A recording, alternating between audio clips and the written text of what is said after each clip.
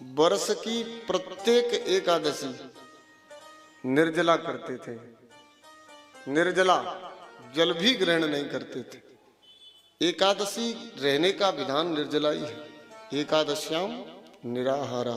नंद बाबा भी एकादशी का व्रत करते थे निराहार रह करके। लेकिन इस घोर कलिकाल में शरीर की स्थिति ऐसी हो गई है कि निर्जल रहना असंभव है।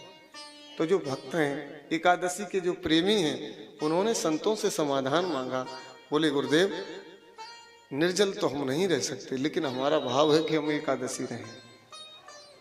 तो देखिए, संत वही होता है जो समाधान दे। संत वह नहीं, गुरु वह नहीं जो उलझा दे, जो हमें उलझन से निकाल दे। तो संतों ने समाधान दिया कि एकादशी निर्जल जो व्यक्ति नहीं रह सकता हो, वो सजल रह सकता है, सजला रह सकता है, जल पी करके रह सकता है।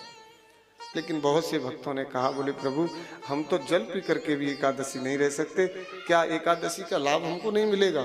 तो कहा, बोले कोई बात नहीं, आप निर्जल नहीं रह सकते, सजल नहीं रह सकते, तो आप सफला रहिए, फल खा करके एकादशी का व्रत करिए, लेकिन व्रत अवश्य रहिए। एकादशी का व्रत जो है प्राणी मात्र, मनुष्य मात्र को रहना चाहिए। एकादशी व्रतों में सबसे श्रेष्ठ है और भगवान की परम प्रिय है। मैं दावे के साथ, गारंटी के साथ कह सकता हूँ इस वृंदावन में व्यासपीठ पर बैठ करके कि जो व्यक्ति एकादशी का व्रत करता होगा उसको नरक नहीं जाना पड़ेगा, वो सीधा भगवत धाम जाएगा। एकादशी की ये महिमा।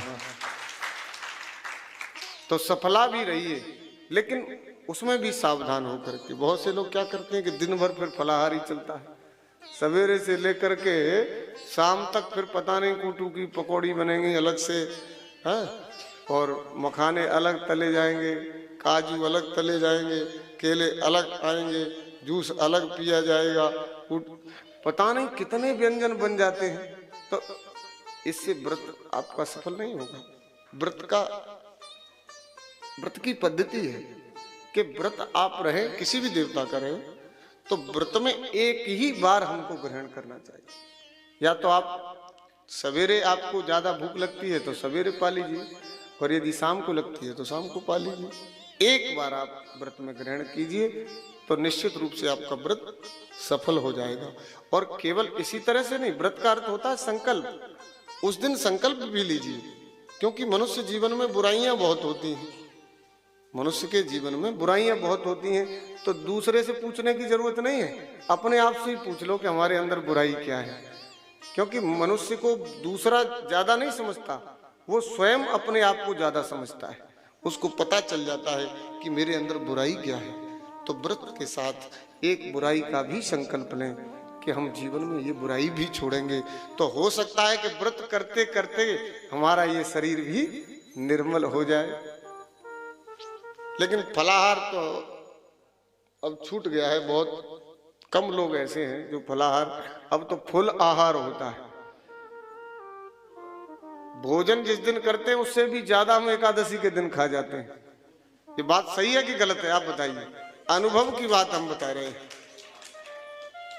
और शास्त्र में ये लिखा है कि जो व्यक्ति एक ही बार अपने मुख में अन्न डालता है, 24 घंटे में एक ही बार मुख में अन्न डालता है, मैं कहता हूं कि उसको एकादशी का फल प्राप्त हो जाता है। इसलिए बार बार खाने की आदत हमको नहीं डालनी चाहिए। बोली संत भगवान।